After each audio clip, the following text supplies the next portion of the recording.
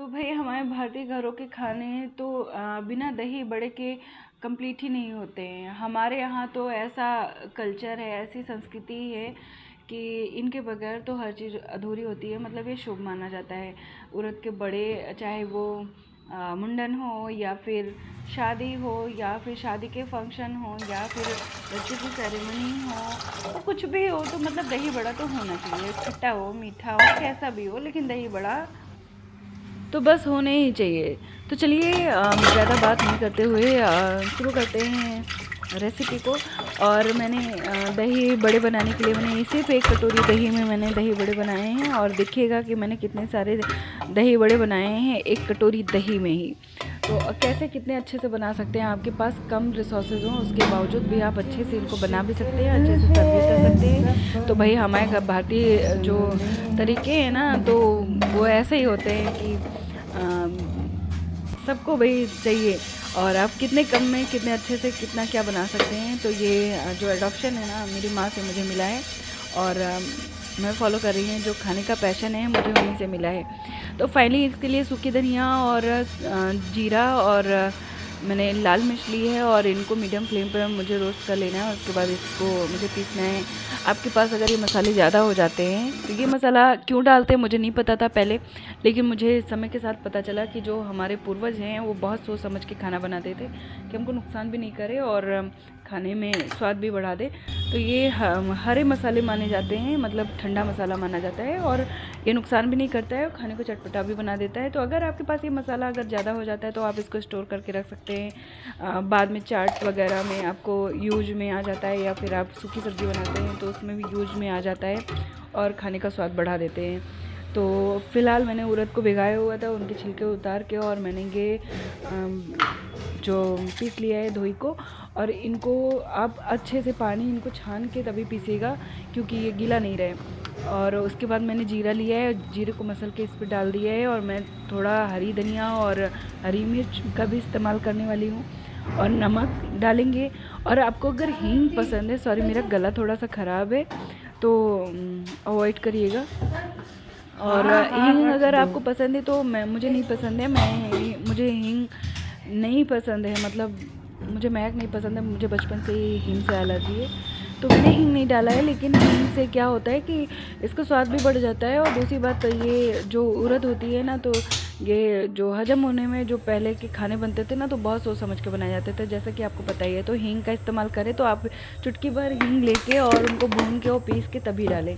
तो फाइनली ये तैयार हो गया है। आप ध्यान रखिएगा कि नमक आप तभी डालेंगे जब आपको इसको फेंटना हो, तुरंत बनाना हो। तो इनको इतना ही मुझे फेंटना है, मैंने कोई सोडा वोडा का इस्तेमाल नहीं किया है।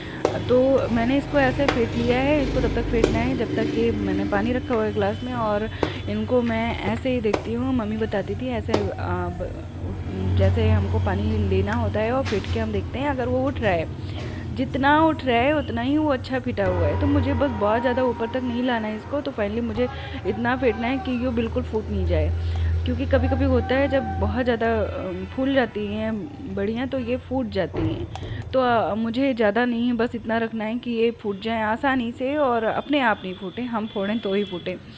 तो ये दही बड़े तो फ़िलहाल मैं हाथ में पानी लगाई हूँ और उसके बाद इसको ऐसे फैला देना है और इनके बीच में ऐसे ही होल कर देना है। और ये इससे मुझे याद आया कि बचपन में मुझे मम्मी जब बनाती थी दही बड़े, और जो भी बचपन में दादी नानी और चाची जो भी बनाती थी, फिर ऐसे सीख में फंसा के और इसको घुमाते हुए दे देती थी और हम खेलते हुए इसको खाते पीते और दौड़े चले जाते थे। तो किस किस को ऐसा याद है, किस किस के साथ में हुआ है, तो बताइएगा ज़रूर कमेंट करके। और मेरा वीडियो अगर अच्छा लगे तो प्लीज़ लाइक शेयर सब्सक्राइब ज़रूर कर दीजिएगा। अगर आप नए हैं तो सब्सक्राइब ज़रूर करिएगा। अगर आप मुझे सब्सक्राइब कर चुके हैं तो थैंक यू, और मेरी फैमिली से जुड़ने के लिए आपका बहुत बहुत धन्यवाद।